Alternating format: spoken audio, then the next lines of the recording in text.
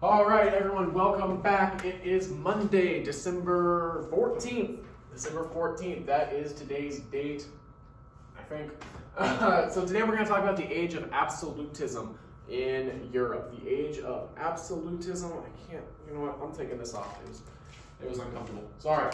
So the Age of Absolutism, still talking about the Enlightenment, but we need to talk about what these monarchs were doing during the Enlightenment, and that's what we're going to talk about today. We're going to talk about what an absolute monarchy is, an absolute ruler, give you a couple examples, and then send you on your way. So, you see, okay, that might do that a couple times. It's a different format today. So, what is the Age of Absolutism? So, the Age of Absolutism, that is a time when kings in Europe maintained strong monarchies, built large militaries, and taxed the people. This is during the 1500s to 1800s. So, when we say absolute, when we say that something is absolute, an absolute monarchy, that means that a king has all the power in their government. That is what an absolute monarch is. So they are the judge, jury, and executioner of their kingdom. So they are going to make the laws. They're going to enforce the laws. They're going to rule on who broke the laws, and then they're going to come up with a punishment for those people. Nobody else. One person gets to do all of that. That's what an absolute monarchy is. So, before we move too far, I've already given you two answers for today. You remember, the Google Forms are going to look different for this unit. You have to watch the video in order to know what the questions are. So, the first question came from the last slide. Which of the following is not a characteristic of what kings did with their power during the Age of Absolutism? The second one, what is an absolute monarch? So those are the first two questions. First one, which of the following is not a characteristic of what kings did with their power during the Age of Absolutism? And the second one, what is an absolute monarch? So those are the first two questions for today. So, why did this happen? What brought about the Age of Absolutism in Europe? So, if we remember back to feudalism, we haven't talked about feudalism a whole lot, but it's right here on the chart. During the Middle Ages, it wasn't working anymore. So they come up with the idea of feudalism during the Middle Ages. Power was based on land. King is going to provide money, army, and demands. Then you have nobility, then you have knights, then you have the lower class citizens. So you had these areas that you were born into, and you were not allowed to leave the area that you were born into. So feudalism wasn't working anymore. People didn't like feudalism anymore. They wanted something different. So that is going to spark the Age of Absolutism. There are a couple other reasons, though, that we need to go over. So the decline of feudalism, number one. So the king had to deal with religious and territorial conflicts, so he needed money to do so.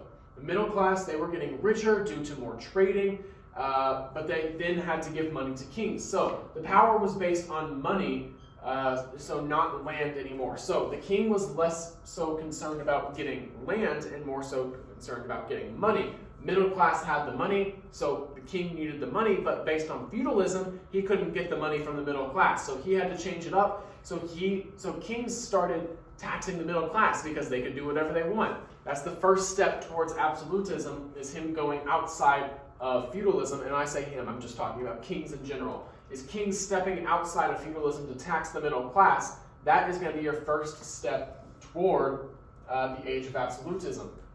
A couple more.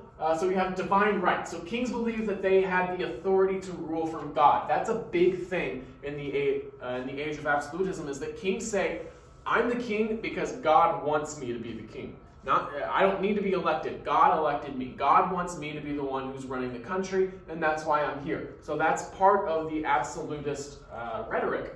Then you have centralized government. Everything was now being controlled by the government, not locally. So everything is going to need to be controlled by the government, and that's going to be the last step towards absolutism, to make the Age of Absolutism. So your third question, which of the following is not one of the causes of the Age of Absolutism? So you will see there on the Google Forms, there are 4 options. 3 of them we just went over. One of them is not something we just went over. Choose that one. You'll get it right.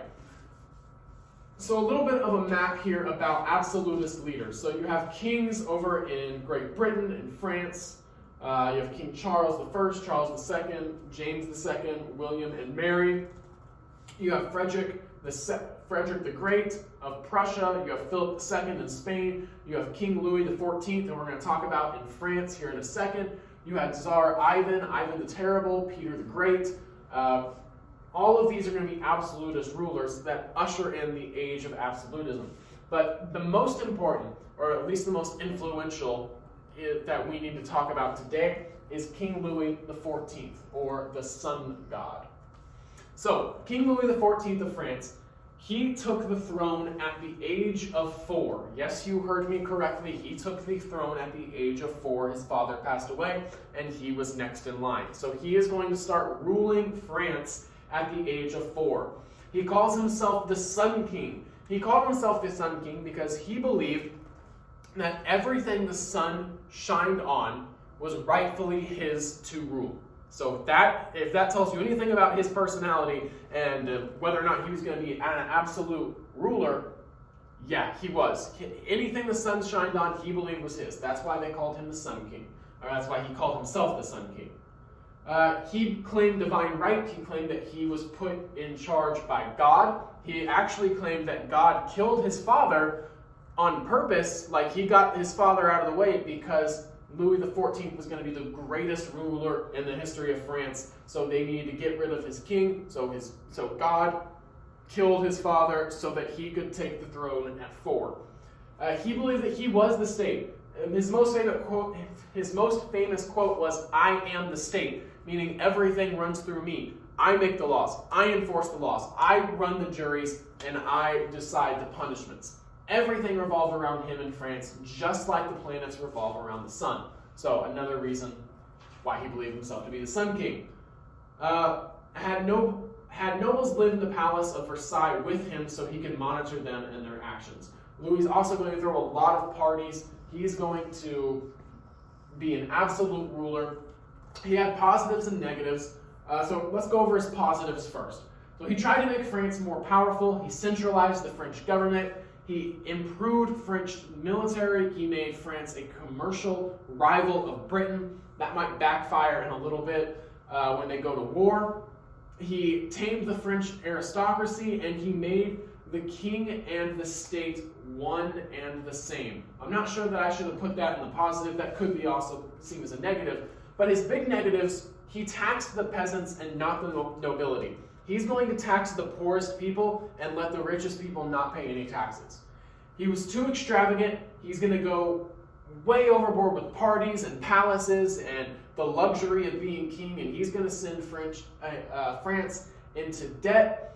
And the court of Versailles was too far from the lives and problems of the common people in Paris. He got way too disconnected from people. If you're going to rule over a country, you have to have a direct connection with the people you're ruling over. You need to be able to relate to them and understand their problems. And he got way too extravagant, way too fancy, way too luxurious, and he could no longer relate to people at all.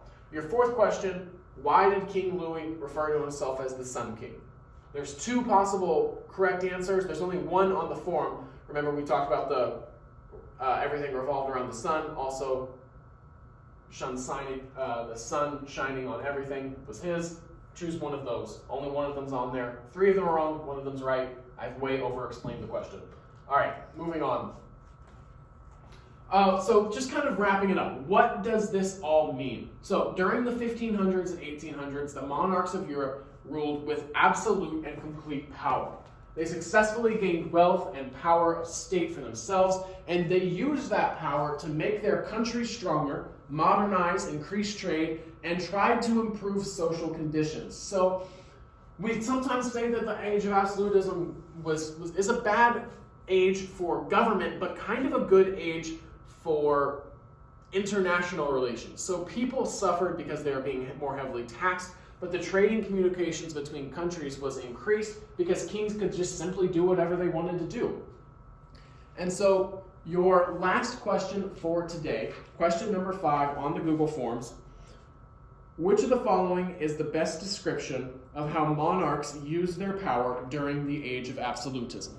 That is the last question. When you finish up with those questions, you are done for the day. Make sure you do the Google Forms for today, and make sure you go mark yourself present in Infinite Campus. Please let me know if you have any questions, comments, or concerned about this lesson or about the Age of Enlightenment. Our test is going to be on Thursday, so make sure you are prepared for the test on Thursday. Let me know if you need anything from me, and until then, See you, Wildcats.